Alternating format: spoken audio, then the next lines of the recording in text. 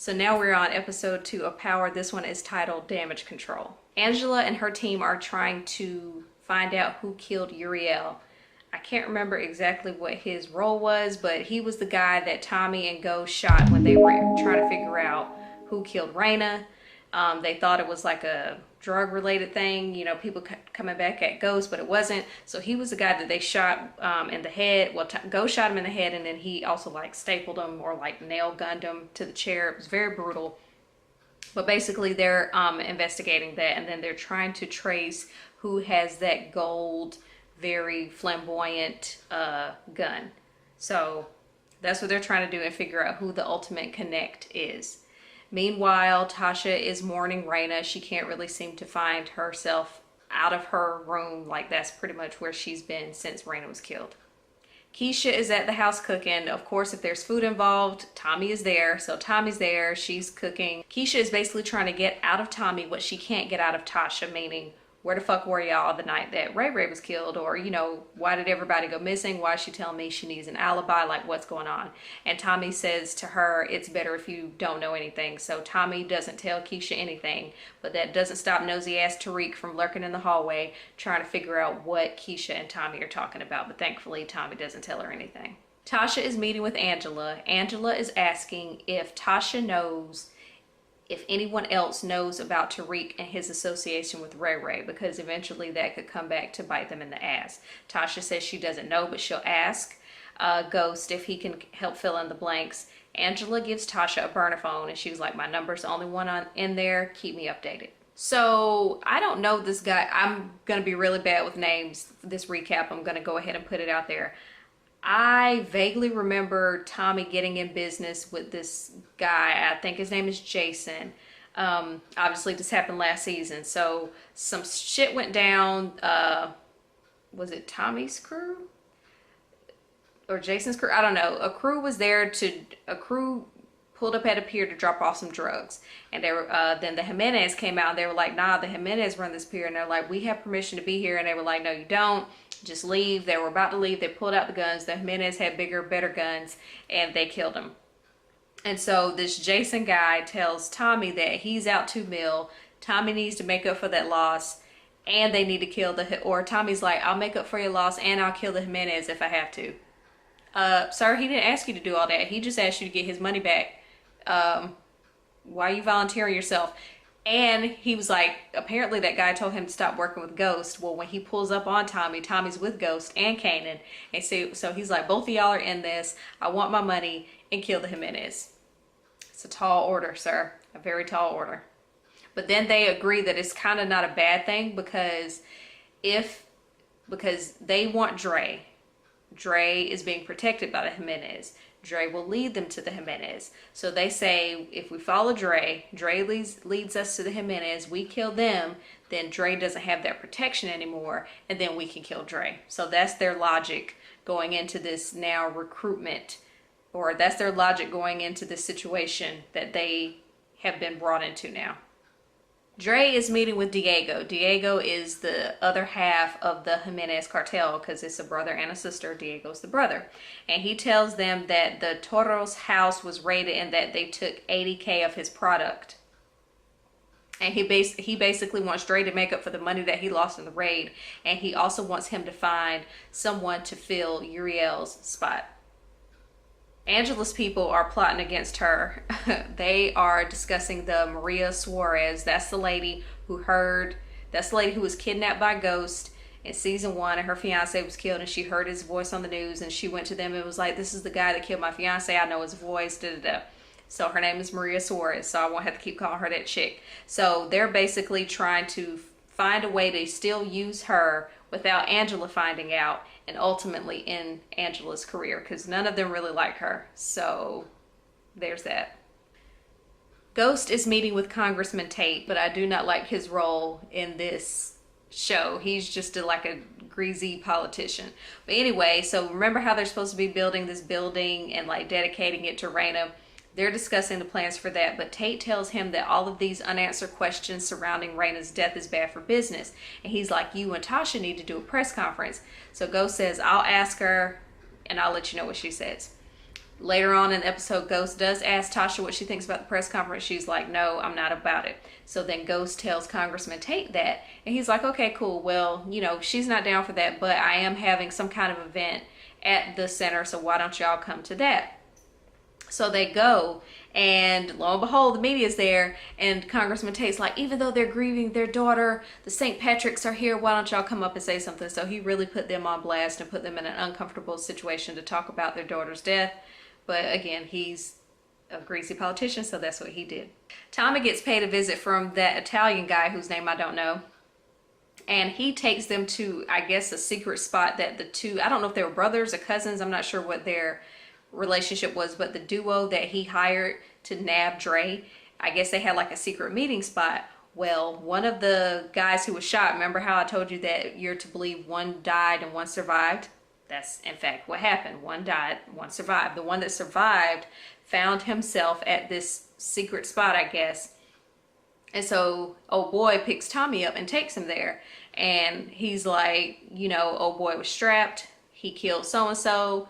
I'm shot, I'll be all right, but we need to tell the big boss, who I later found out his name is Vincent. He's like, we need to tell the big boss so we can, you know, get this situated.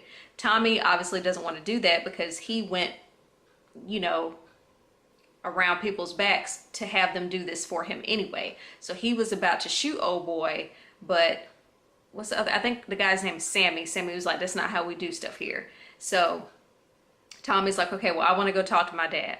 So Tommy goes and pays his dad a visit, and his dad basically says, you fucked up because you weren't supposed to be going around people's backs. You know, you were supposed to go through their manager. You don't go to the talent directly. So he's like, you fucked up. Go tell old boy you fucked up. Take your, you know, punishment like a man and learn from this, basically is what he says to him.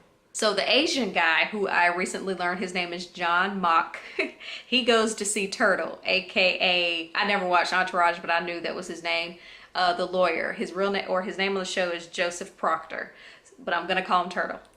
So Mock goes to see Turtle because Turtle used to be Ghost's and Tommy's lawyer. And he has a bar committee hearing coming up soon. And Turtle has a bar committee hearing coming up soon. I guess that's basically a opportunity for him to fight for why he still needs to be a lawyer. And Mock offers to withdraw the bar complaint if he gives him some information on some of his clients. Now, Mock doesn't tell Proctor which clients he's looking for information for. He's like, I want you to agree to it before I tell you who I need information on. And Proctor's like, nah. It's obvious he wants information on Ghost and Tommy so that he can try to trace them back to this whole Maria Suarez situation. But Turtle doesn't fold. Good for you, Turtle. Again, someone else whose name I don't know. The lawyer that Tasha was banging, Mock goes and pays him a visit because he noticed that the lawyer guy isn't on the list to, I guess, be a character witness for Proctor. He's like, oh, well, if you're not a character witness, that means you must have something bad to say. And he's just like, look, I'm just trying to stay out of it. But he gets subpoenaed, which means he couldn't stay out of it if he wanted to. Ghost asks Kanan if he knows of anyone else who could trace Ray Ray to Tariq. And Kanan says, yeah, there's this one dude. His street name is Brains. And he's like, okay, I need his real name. So he gives Ghost the real name and the street name of this person. Ghost tells Tasha. Tasha tells Angela. Angela looks it up in the system, and this person comes up as dead. He was killed along with some other dude that I guess was with him at the time, and they're both dead. So I guess that's good, but I'm sure it's going to come back to bite somebody in the ass later. Proctor is fighting to get his law license back. They call in Silver, which is the guy, the lawyer guy that Tasha was banging. Don't know his first name, but Silver is his last name. They call him in, and they kind of have a back and forth about the way he handled Ghost when Ghost was on trial last season. And the board basically tells him, we'll get back to you. So we still don't really know what's happening with Turtle's future for practicing law. Meanwhile, Tommy and Sammy, I believe that's his name, go and visit the guy that survived the shooting with Dre. And he's dead. He's dead as hell.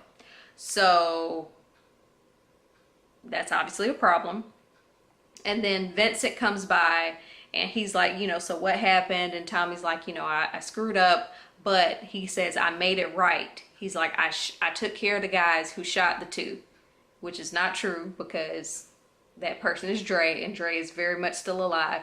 But Vincent asks Sammy, did he make it right? And Sammy's like, yeah, he made it right. Sammy's vouching for him because he's Tony Teresi's son, and Tony Teresi is Sammy's boy. So, I guess he feels like some sort of obligation to kind of do right by Tommy. But he does punch him in the face a couple good times, and he's like, I'm not going to lie for you anymore. Get your shit together. And so the episode wraps up. Ghost is having, I guess, a really hard time with this whole reign of death. And he's been calling Angela, but Angela's not answering.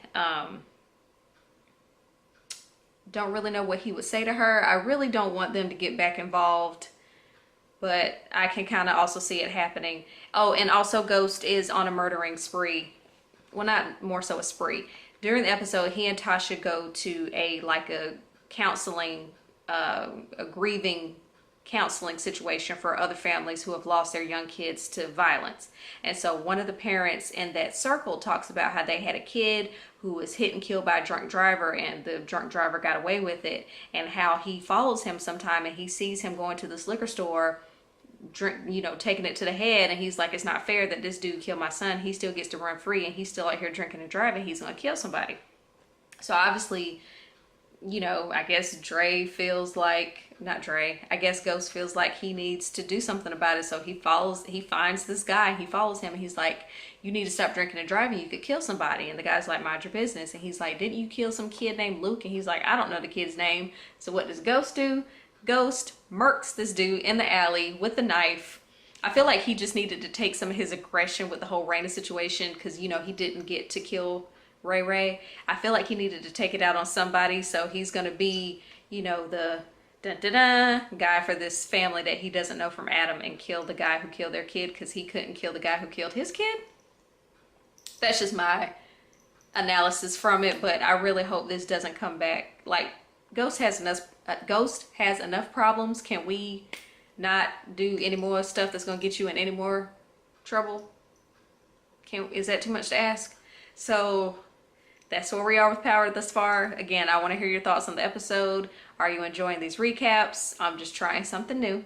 I do thank you for watching if you made it to the end. And until my next video and next recap, I'll see you later. Bye.